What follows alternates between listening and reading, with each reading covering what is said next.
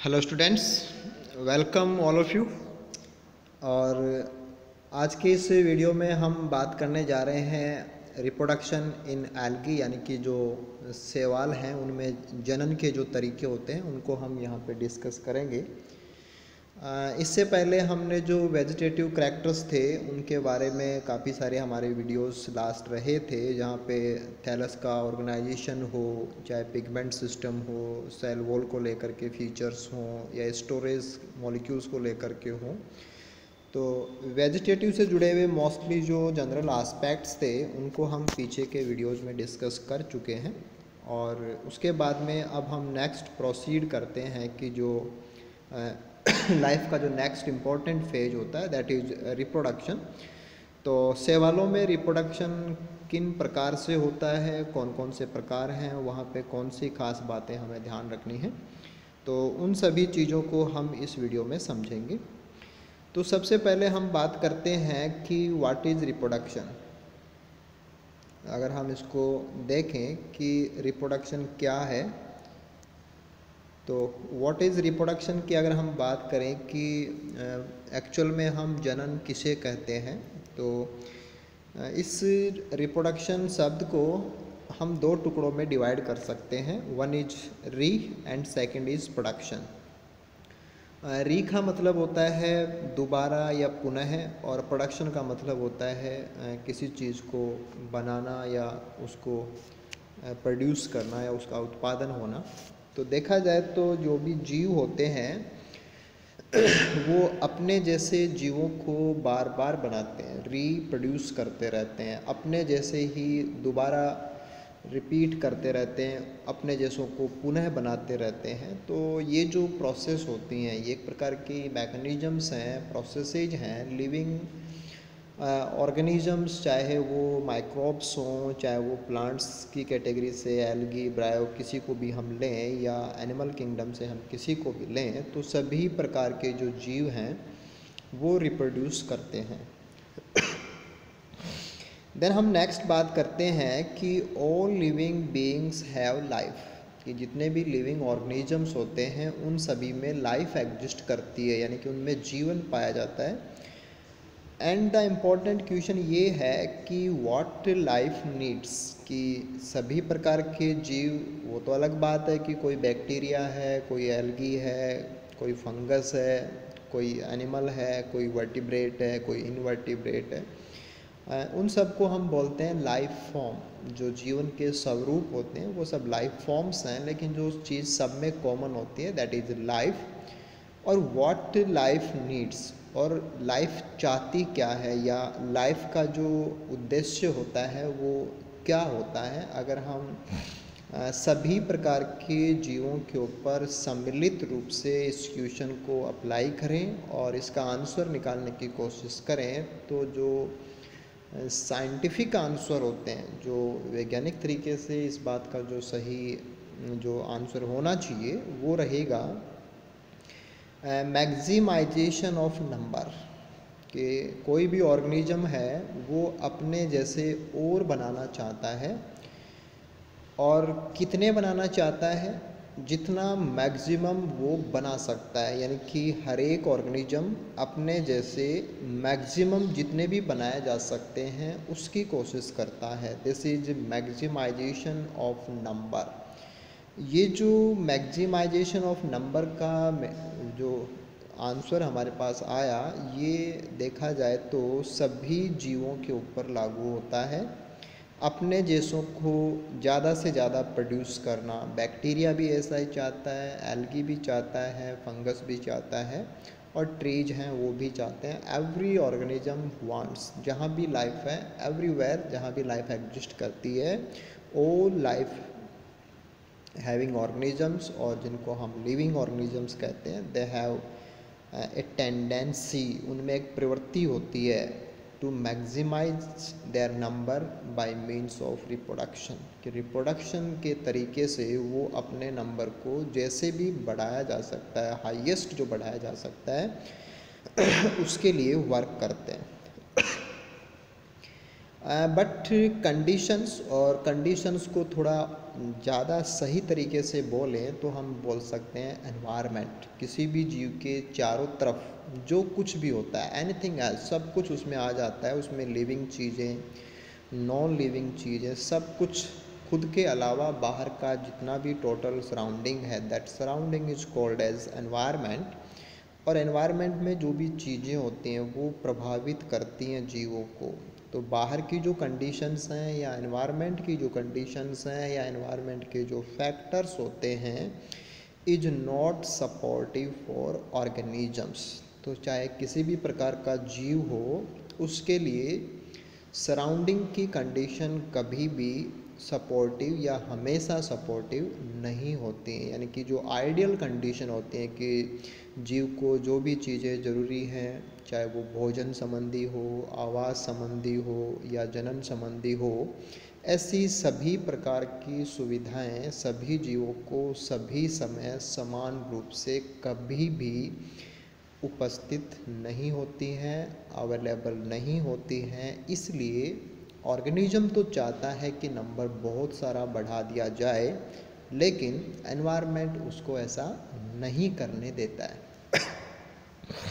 और जो एनवायरनमेंट का ऐसा प्रेशर है, ये प्रेशर कह सकते हैं या इसको रेजिस्टेंट कह सकते हैं कि एनवायरनमेंट रोकता है जीव अपने नंबर को बहुत बड़ा ना बना दें। इसके लिए एनवायरनमेंट उनको सपोर्टिव कंडीशंस प्रोवाइड नहीं कराता है और लगातार नहीं कराता है। कई बार क्या होता है कि जैसे बारिश हो गई तो अब कंडीशन फेवरेबल है, तब तो नंबर तेज़ी से बढ़ जाएगा प्लांट्स का, लेकिन जैसे ही बारिश चली गई और वापस से ड्राइनेस आ जाती है तो नंबर उसी अनुपात में लगातार आगे बढ़ता हुआ नहीं जा पाता है। तो कुछ समय के लिए सपोर्टिव हो सकता है, लेकिन बाकी हर टाइम के अंदर सपोर्टिव एनवायरनमेंट जीवों के लिए नहीं रहता है। तो दो मेन चीज़ें यहाँ पे आपके समझ में आ रही हैं जो लाइफ के साथ में रन करती हैं। लाइफ चाहती है कि नंबर बहुत सारा बढ़ जाए, जबकि लाइफ जो भी है, ऑर्गेनिज्म जो भी है, वो कहीं ना कहीं तो रहेगा। और जब कहीं ना कहीं रहेगा तो उसका कोई ना कोई सराउंडिंग होगा, और सराउंडिंग होगा तो उसका एनवायरनमेंट होगा, और एनवायरनमेंट उसको ऐसा नहीं करने देता। यानी कि एक प्रकार का संघर्ष हो गया कि जीव जो चाहता है एनवायरनमेंट वो करने नहीं देता है। ऐसी चीज़ें सभी जीवों के ऊपर लागू होती हैं। ये एक यूनिवर्सल रूल है, नेचर का एक फिनोमिना है कि ऐसा सभी जीवों पे अप्लीकेबल रहता है। We can divide conditions. अब बाहर की कंडीशंस कैसी हो सकती हैं, तो we can divide conditions in following 3 categories. तो 3 प्रकार से हम उनको डिवाइड कर सकते हैं। और जो यहाँ हमारा टॉपिक है कि हम शैवालों के बारे में पढ़ेंगे, तो एल्गी एंड ऑल्सो अदर्स, बाकी जीवों के ऊपर भी लागू होती हैं, कम और ज़्यादा ऐसी ही बातें लागू होती हैं, लेकिन शैवालों के ऊपर तो हम जो बातें करेंगे वो सारी अप्लाई होंगी। Follow conditions dependent mode for reproduction. तो 3 प्रकार की कैटेगरीज हैं कंडीशंस की, और उन्हीं कंडीशंस के ऊपर डिपेंडेंट हैं वो रिप्रोडक्शन के अलग अलग तरीके हमें एल्गी में देखने को मिलेंगे। नंबर 1 हम बात करते हैं मोस्ट फेवरेबल कंडीशन। जब एनवायरनमेंट या सराउंडिंग बहुत ज़्यादा सपोर्टिव होता है। सपोर्टिव कहने का मतलब ये है कि ऑर्गेनिज्म को सर्वाइव करने के लिए और ग्रोथ करने के लिए एक तो न्यूट्रिएंट्स की ज़रूरत पड़ेगी, फूड की ज़रूरत होती है, क्योंकि ये तो एल्गी हैं, इसलिए अपना भोजन तो खुद ब खुद सिंथेसाइज करते हैं। तो सराउंडिंग के अंदर जो भी न्यूट्रिएंट कंडीशन है, वाटर की अवेलेबिलिटी है, अगर ये बहुत अच्छी होती है उसको हम बोलेंगे मोस्ट फेवरेबल कंडीशन। तो इस समय पे रिप्रोडक्शन का जो तरीका होता है वो रहेगा वेजिटेटिव, जिसे हम कायिक जनन बोलते हैं। अगर कंडीशन थोड़ी सी कम फेवरेबल हो, हालांकि कंडीशन ख़राब नहीं हुई है, एडवर्स नहीं हुई है, लेकिन बहुत ज़्यादा फेवरेबल नहीं है, उस समय पे जो रिप्रोडक्शन का तरीका है वो एसेक्सुअल रहता है, यानी कि अलैंगिक जनन है वो पाया जाएगा। और जब कंडीशन फेवरेबल ना हो या अनफेवरेबल या एडवर्स कंडीशन आ जाए या सपोर्टिव ना हो, तब एल्गी को रिप्रोडक्शन का एक तीसरा तरीका अपनाना पड़ता है, जिसे हम सेक्सुअल रिप्रोडक्शन या लैंगिक जनन बोलते हैं। तो ये तो 3 प्रकार के रिप्रोडक्शन है, वेजिटेटिव, एसेक्सुअल एंड सेक्सुअल। तीनों अलग अलग कंडीशंस के अंदर फ़ायदा पहुंचाते हैं। जब मोस्ट फेवरेबल हैं तो वेजिटेटिव ज़्यादा काम का होता है, फेवरेबल है कंडीशन तो एसेक्सुअल ज़्यादा काम का है, और कंडीशन अगर सपोर्टिव नहीं है तो वेजिटेटिव और एसेक्सुअल काम के नहीं होते हैं। उस समय पे सेक्सुअल मैकेनिज्म या सेक्सुअल जो तरीका होता है वो एल्गी के लिए फेवरेबल हो जाता है।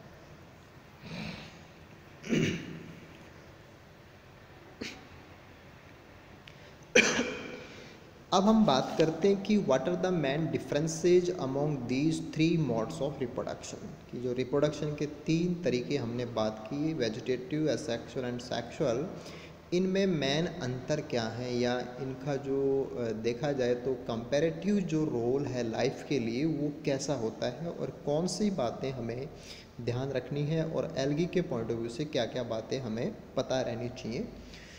सबसे पहले हम बात करते हैं वेजिटेटिव की। तो वेजिटेटिव जो कि कायिक जनन होता है, डिटैच्ड थैलस, कि थैलस का ही कोई टूटा हुआ भाग होगा, directly grow as a fully functional thallus.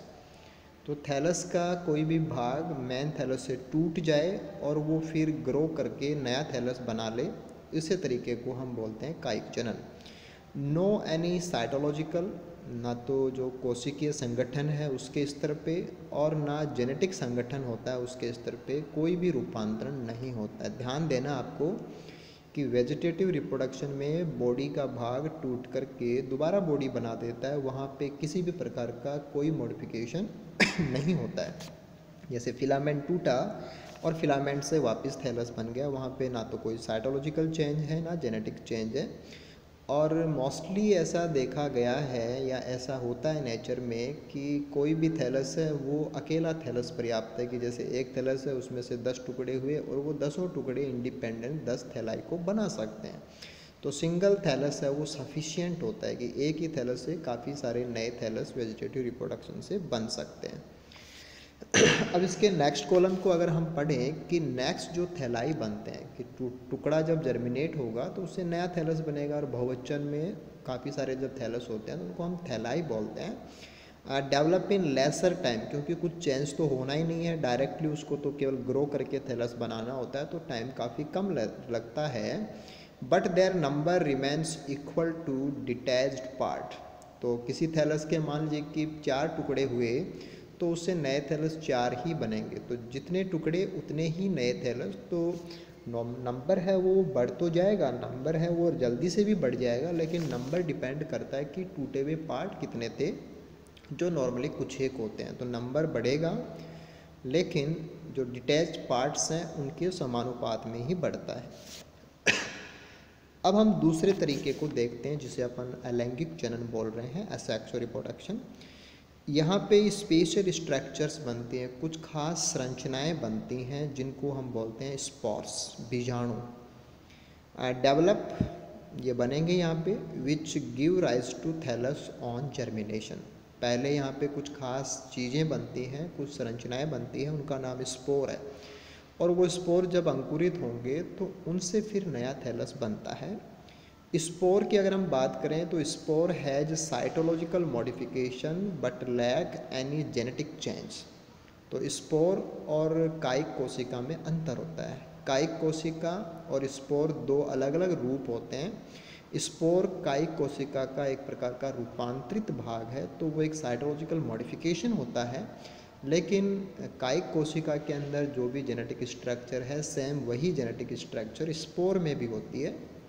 तो एल्गी के केस में अगर हम बात करें तो एसेक्सुअल रिप्रोडक्शन के दौरान जो भी स्पोर बनते हैं वो साइटोलॉजिकल मॉडिफिकेशंस होते हैं, उनमें किसी भी प्रकार का जेनेटिक मॉडिफिकेशन नहीं होता है। और जैसा कि वेजिटेटिव में हमने देखा कि सिंगल थैलस पर्याप्त होता है, तो यहाँ पे सिंगल थैलस में भी स्पोर्स हैं वो बन सकते हैं जब कंडीशन थोड़ी सी कम फेवरेबल होती है, तो मोस्टली एसेक्सुअल रिप्रोडक्शन है वो परफॉर्म किया जाता है। अब नेक्स्ट कॉलम को अगर हम देखें तो वहाँ पे हमें बात समझ में आ रही है कि स्पोर्स आर टाइनी स्ट्रक्चर, बहुत ही छोटी संरचनाएं होती हैं। छोटी का मतलब सूक्ष्म आकार की हैं, बहुत ज़्यादा छोटी होती हैं, और इनका नंबर काफ़ी बड़ा होता है, इन ए ह्यूज नंबर। तो संरचनाएं छोटी हैं और संख्या में बहुत ज़्यादा हैं, यानी कि जब ऐसे स्पोर बनते हैं तो वो छोटे आकार के होते हैं और बहुत सारे बनते हैं और हर एक जर्मिनेट करेगा तो नया थैलस बना सकता है। तो they enhance number with a rapid rate. तो जब बहुत सारे स्पोर बनेंगे तो उनके अंकुरण से बहुत सारे थैलाई भी बनेंगे। वेजिटेटिव में जो पार्ट्स थे, जो पीसेस थे, वो कुछ एक थे, इसलिए थोड़े से थैलस नए थैलस बन रहे थे, लेकिन स्पोर बहुत सारे बनते हैं तो नए थैलस बहुत ज़्यादा बनते हैं। अब थोड़ा सा ये था कि इनमें साइटोलॉजिकल मॉडिफिकेशन होता है, जबकि वेजिटेटिव में साइटोलॉजिकल मॉडिफिकेशन जैसा कुछ भी नहीं होता है। देन हम बात करते हैं तीसरे मैकेनिज्म की, that is the sexual mechanism, जिसे हम लैंगिक जनन बोलते हैं। तो यहाँ पे अकेला थैलस भी कई बार सेक्सुअल रिप्रोडक्शन में पार्टिसिपेट करता है और कई बार दो डिफरेंट थैलस हैं वो भी सेक्सुअल रिप्रोडक्शन में पार्टिसिपेट करते हैं।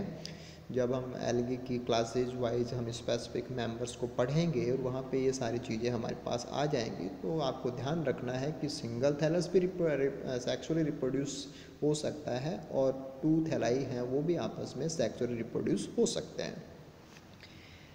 स्पेशल स्ट्रक्चर्स जो यहाँ पे बनेंगी देट आर कॉल्ड गैमेट्स, उनको हम युग्मक बोलते हैं, are formed which contribute for zygote formation. तो स्पोर जो बना था वो सीधा ही अंकुरित होकर के थैलस बनाता है, गैमेट जो बनेंगे वो मिलकर के जायगोट बनाएंगे और फिर जायगोट अंकुरित होकर के थैलस बनाता है, यानी कि बीच में जायगोट जैसी चीज़ है वो एक्स्ट्रा आ गई है। गैमेट्स में भी ऑफ वेरियस टाइप्स, तो जो गैमेट बनेंगे वो भी कई प्रकार के हो सकते हैं। अगर सारे गैमेट एक जैसे हैं तो आइसोगेमी प्रकार का रिप्रोडक्शन हो जाता है ये सेक्सुअल। अगर डिफरेंट प्रकार के हैं स्ट्रक्चर को लेकर के, फिजियोलॉजी को लेकर के, तो वो एनाइसोगेमी का मैटर हो जाता है, असमयुग्मकी जिसे बोलते हैं। या उगेमस प्रकार का रिप्रोडक्शन है वो भी हो सकता है। तो जब हम डिटेल में सेक्सुअल रिप्रोडक्शन को पढ़ेंगे तो वहाँ पे तीनों में क्या अंतर है, इनके एग्जाम्पल्स क्या हैं, वो सारी बातें हम वहाँ पे डिटेल से लेंगे। अगर हम बाकी वेजिटेटिव और एसेक्सुअल से इस वाले पार्ट को कंपेयर करें तो हमें पता लग रहा है कि साइटोलॉजिकल एंड जेनेटिक मॉडिफिकेशन दोनों ही इस प्रकार के रिप्रोडक्शन में होते हैं, यानी कि जो गैमेट बनता है वो साइटोलॉजिकली भी डिफरेंट है और यहाँ पे जो जेनेटिक मटेरियल हैं वो भी गैमेट जब आपस में फ्यूज होते हैं तो जायगोट बनता है। तो डिफरेंट जो पेरेंट्स हैं, डिफरेंट जो सोर्स हैं, उनका मटेरियल एक साथ मिक्सअप होता है, तो जेनेटिक मॉडिफिकेशंस भी इनमें हो सकते हैं। तो ये एक ऐसी अवस्था आ गई या ऐसा तरीका आ गया जिसमें साइटोलॉजिकल चेंजेस और जेनेटिक चेंजेस दोनों होते हैं। It is not a way for number increase. ध्यान देना आपको कि वेजिटेटिव से नंबर बढ़ता है, असेक्सुअल से नंबर बहुत ज़्यादा बढ़ता है, लेकिन सेक्सुअल से नंबर बढ़ाना इसका मकसद नहीं है। इंस्टीड इसकी बजाय क्या मकसद है, to save life under coming unfavourable condition. तो जो अनफेवरेबल कंडीशन आ रही हैं, जो आने वाला टाइम जो कि अनसूटेबल है, उससे पहले पहले जैसे ही अनफेवरेबल टाइम स्टार्ट होगा उससे बहुत पहले ही एल्गी क्या करेंगे, अपनी लाइफ को बचाने के लिए इस तरीके का इस्तेमाल करते हैं कि वो अपनी लाइफ को जायगोट की फॉर्म में स्टोर कर देते हैं। तो ये नंबर बढ़ाने का तरीका नहीं है, ये लाइफ को बचाने का तरीका है। अब ये लाइफ को बचाना भी नंबर बढ़ाना ही हुआ ना, क्योंकि अगर लाइफ बची हुई है तो अगली बार जैसे ही फेवरेबल कंडीशन आएंगी तो वो जर्मिनेट होकर के नए थैलस को बना देंगे। तो अगर लाइफ बचाई नहीं गई तो आने वाले टाइम के अंदर नए थैलस बनाए भी नहीं जा सकते। तो अनफेवरेबल टाइम स्टार्ट होने से पहले होता है, स्टार्ट होने के बाद नहीं होता है। अनफेवरेबल टाइम आते ही उससे ठीक पहले लाइफ को कल्मिनेट कर दिया जाता है, लाइफ का एंड कर दिया जाता है और लाइफ को एक दूसरे फॉर्म में कन्वर्ट कर दिया जाता है, that is the suspended life, रुकी हुई life, that is the zygote, जो रेस्टिंग स्टेज होती है। Stores genetic material from gametes, जिसका मतलब ये हुआ कि जब जायगोट बनता है तो अलग अलग गैमेट्स का कंट्रीब्यूशन आता है, तो more efficient to face future uncertainties. तो जब अलग अलग पेरेंट्स का जेनेटिक मटेरियल एक साथ आता है तो डिफरेंट जीन्स एक साथ आ जाते हैं, और जो जेनेटिक रिकॉम्बिनेशन होता है, जो अच्छे जीन्स का एक साथ समावेश होता है, वो आने वाले अनफेवरेबल टाइम का सामना करने के लिए इनको और ज़्यादा सक्षम बनाता है। यानी कि जो इवोल्यूशन के पॉइंट ऑफ व्यू से जो बहुत पावरफुल जो मैकेनिज़्म है, उसके रूप में हम सेक्स और रिप्रोडक्शन को ले सकते हैं। अगर हम नेक्स्ट कॉलम से इसको लें तो zygote give rise to thallus और thalli develop after zygote germination. तो जायगोट बनेगा और जायगोट जर्मिनेट होकर के फिर एक या एक से ज़्यादा थैलस को बना सकता है। अब नंबर ऑफ थैलस एक होगा या ज़्यादा होगा, ये डिपेंड करता है कि जब जायगोट का जर्मिनेशन हो रहा है उस समय पे कंडीशन सपोर्टिव कम है तो कुछ एक थैलस ही बनेंगे, और ज़्यादा सपोर्टिव है तो नंबर ऑफ थैलस है वो ज़्यादा भी रह सकता है। और जो जायगोट बनता है ये रेस्टिंग पीरियड में जा सकता है। रेस्टिंग पीरियड का मतलब है कि लास्ट फेवरेबल टाइम से नेक्स्ट फेवरेबल टाइम के बीच में अनफेवरेबल टाइम आ जाता है। उस अनफेवरेबल टाइम को चुपचाप बिना किसी ज़्यादा एक्टिविटी के, बिना जर्मिनेट हुए, बिना मेटाबॉलिकली एक्टिव हुए, साइलेंटली उसको पास करना, that is called as perennation, चीरकालिता, कि लंबे समय तक अपने आप को बचाए रखना, this is called as perennation. तो जायगोट रेस्टिंग स्टेज में भी जाता है और वो पेरिनेटिंग स्ट्रक्चर के रूप में भी काम करता है। यानी कि अनफेवरेबल टाइम को थैलस के रूप में नहीं टॉलरेट किया जाता है, उसको स्पोर के रूप में टॉलरेट नहीं किया जाता है, उसको जायगोट के रूप में टॉलरेट किया जाता है। तो ये था एक प्रकार का जनरल और basic idea about 3 different mechanisms of reproduction in algae, की vegetative, asexual and sexual mechanism ये हैं क्या, और इनके अंदर मैकेनिज्म वाइज क्या बातें हैं, इनका कंट्रीब्यूशन क्या रहता है, कैसे रहता है, क्या संरचनाएं हैं, नंबर बढ़ाने के लिए कौन कैसे काम करता है, और सेक्स और रिप्रोडक्शन इन बाकी दोनों से कैसे ज़्यादा इम्पोर्टेंट है, इवोल्यूशन के पॉइंट ऑफ व्यू से या जेनेटिक रिकॉम्बिनेशन के पॉइंट ऑफ व्यू से वो क्यों ज़्यादा बेहतर होता है। तो ये सारी बातें आपको यहाँ से समझ लेनी है। इसके बाद में हम बात करते हैं वेजिटेटिव रिप्रोडक्शन की। सबसे पहले हम वेजिटेटिव को लेंगे, उसके बाद में एसेक्सुअल को, देन आफ्टर हम फाइनली सेक्स और रिप्रोडक्शन की बातें हैं वो करेंगे। तो अगर हम वेजिटेटिव रिप्रोडक्शन की बात करें, जहाँ पे कुछ भी नहीं होता है, थैलस का भाग टूटता है और टूटा हुआ फ्रैगमेंट या बॉडी का जो पीस है, थैलस का जो पीस है, वो जर्मिनेट करके नया थैलस बना देता है। तो इसकी कई सारी विधियां हो सकती हैं, कई सारे तरीके हो सकते हैं, जैसे कि फ्रैगमेंटेशन। फ्रैगमेंटेशन का मतलब होता है खंडी भवन, कि खंडों में टूट जाना, पीसेज में टूट जाना। तो मोस्टली जो फिलामेंटस एल्गी होते हैं, जो तंतुल शैवाल होते हैं, जैसे कि क्लेडोफोरा है, यूलोथ्रिक्स है, उडोगोनियम ऑसिलेटोरिया, इनमें जैसे कि ये शैवाल हैं तो पानी में रहते हैं, तो पानी की तेज़ धाराओं से या किसी इंसेक्ट के टकराने से या उसके फिलामेंट को बीच में से खा लेने से या किसी दूसरे एनिमल से जो भी डिस्टर्बेंसेज होते हैं, उन डिस्टर्बेंसेज के कारण से अगर फिलामेंट टूट जाए और टूटा हुआ भाग दोबारा से थैलस बना दे, तो that is the mechanism of fragmentation in A type of vegetative reproduction. और ऐसा ही नहीं कि फिलामेंट वाले ही देते हैं, जैसे कि नोस्टोक है, एफेनोथीका है, इनमें कॉलोनीज बनती हैं, और ये कॉलोनीज़ भी अगर किसी चोट की वजह से या किसी फोर्स की वजह से टूट जाएं तो टुकड़े जो होते हैं वो टुकड़े दोबारा से नई कॉलोनी को बना सकते हैं। तो कॉलोनी के साथ में भी फ्रैगमेंटेशन हो सकता है और फिलामेंट के साथ में भी हो सकता है। देन आफ्टर हम बात करते हैं कि जो कोशिका विभाजन है, सेल डिवीजन, वो भी एक तरीका हो सकता है। ऐसा तरीका हमें देखने को मिलता है एक कोशिकीय शैवालों के अंदर, जैसे कि यूग्लिना है, डेस्मिड्स हैं, डायटम्स हैं। इन एक कोशिकीय शैवालों में जैसे बैक्टीरिया डिवाइड करता है कि 1 से 2 बन जाते हैं, उसी प्रकार से सेल डिवीजन के द्वारा भी वेजिटेटिव रिप्रोडक्शन है वो कुछ शैवालों में जो यूनिसेलुलर हैं उनमें देखने को मिल सकता है। इसके बाद में एक तीसरा स्ट्रक्चर बन सकता है जिन्हें हम बोलते हैं होर्मोगॉन्स। और होर्मोगॉन्स एक्चुअल में क्या है? Small pieces of filament. Filament के छोटे छोटे टुकड़े हैं जिनमें सेवरल सेल्स एक साथ होती हैं, यानी कि कुछ ऐसे टुकड़े हैं जिनमें कई सारी सेल एक साथ आ गई और इन टुकड़ों का नाम होता है हॉर्मोगॉन्स। और ये मोस्टली जो साइनोफाइसी के मेंबर्स हैं, जैसे आपके सिलेबस के अंदर ओसिलेटोरिया है, तो ओसिलेटोरिया के अंदर मोस्टली जो वेजिटेटिव रिप्रोडक्शन है वो हॉर्मोगॉन्स के थ्रू होता है। तो हॉर्मोगॉन्स से एक छोटे फिलामेंट के टुकड़े हैं जिनमें कई सारी सेल्स होती हैं। इसी प्रकार से प्रोटोनीमा जो है वो भी काम कर सकता है वेजिटेटिव के लिए। प्रोटोनीमा को हम प्राथमिक तंतु बोलते हैं। फिलामेंटस स्ट्रक्चर है। जब जायगोट जर्मिनेट होता है तो जर्मिनेटिंग जायगोट से ये संरचनाएं बनती हैं फिलामेंट जैसी, जो बाद में नए थैलस को डेवलप कर सकती है।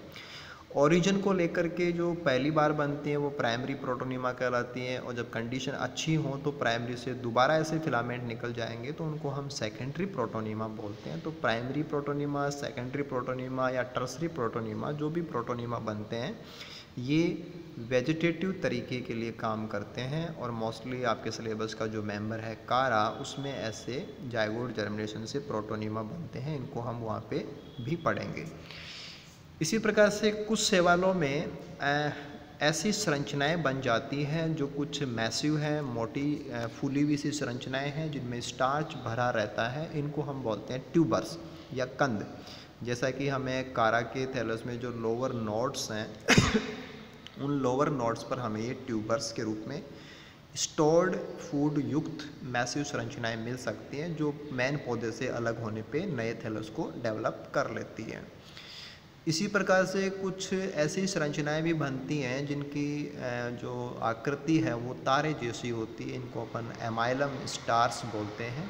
ये भी स्टार से भरी हुई स्टार सेप्ट संरचनाएं हैं जो हमें कारा के थैलस में बेसल नोड्स के ऊपर देखने को मिल जाती हैं। इसी प्रकार से कारा के ही थैलस में जो राइजोइडियल प्लेट्स बनती हैं, जो राइजोइड्स हैं उनमें जो जॉइंट्स होते हैं वहाँ पे कुछ प्लेट लाइक संरचनाएं होती हैं, उनको राइजोइडियल प्लेट बोलते हैं। उन राइजोइडियल प्लेट्स के ऊपर भी कुछ पत्ती जैसी संरचनाएं एक छोटे से गुच्छे में लगी रहती हैं, उनको हम बोलते हैं बल्बिल्स या पत्रिकाएँ। तो ये जो बल्बिल्स हैं ये भी मेन पौधे से सेपरेट होने के बाद में नए थैलस को डेवलप कर सकती हैं। तो कई सारी मैकेनिज्म है हमारे पास, चाहे फ्रेगमेंटेशन हो, सेल डिवीजन हो, हॉर्मोगॉन्स हो, प्रोटोनीमा बनना हो, ट्यूबर्स का है, एमाइलम स्टार्स है या बल्बिल्स हैं। ये सारे तरीके वो हैं जहाँ पे कोई भी साइटोलॉजिकल मॉडिफिकेशन नहीं है, कोई भी जेनेटिक मॉडिफिकेशन नहीं है। डायरेक्टली बॉडी पार्ट डिटैच होगा और जर्मिनेट होकर के दोबारा से नए थैलस को बना देता है। तो they all are count under the category of vegetative reproduction in algae. अब हम इस डायग्राम से कुछ बातों को समझ लेते हैं कि ये पहला जो डायग्राम है यहाँ पे ओसिलेटोरिया फिलामेंट हॉर्मोगॉन्स के साथ में दिखाया हुआ है। तो ऊपर जो पार्ट आपको दिख रहा है दिस इज हॉर्मोगॉन, दिस वन। तो जो अलग से फिलामेंट आपको दिख रहा है वो एक हॉर्मोगोन, और उसमें आप देख सकते हैं कि कई सारी सेल्स एक साथ आई हुई हैं।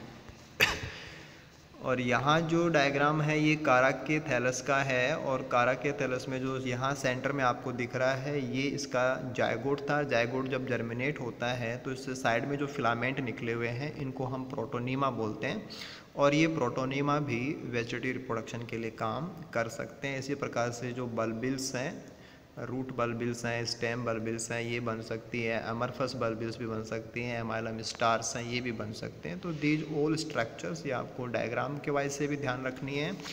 एग्जाम्पल्स भी इनके याद होने चाहिए कि कौन से मेंबर्स के अंदर आपको इसको देखने को मिलता है, और जो ओवरऑल वेजिटेटिव रिप्रोडक्शन के जो तरीके हैं ये सारे तरीके आपको क्लियर रहने चाहिए। तो आज का जो ये वीडियो रहा इसमें जो मैकेनिज्म है तीनों उनका कंपैरेटिव अकाउंट आपको क्लियर करना है। देन आफ्टर वेजिटेटिव को लेकर के जो भी बातें रही हैं वो आपको क्लियर करके प्रॉपर एक नोट तैयार करना है। नेक्स्ट वीडियो में हम सेक्सुअल रिप्रोडक्शन को लेंगे, और फर्दर नेक्स्ट के अंदर हम सेक्सुअल रिप्रोडक्शन को लेंगे। तो आई होप चीज़ें आपकी क्लियर हुई होंगी। Okay then, thank you so much.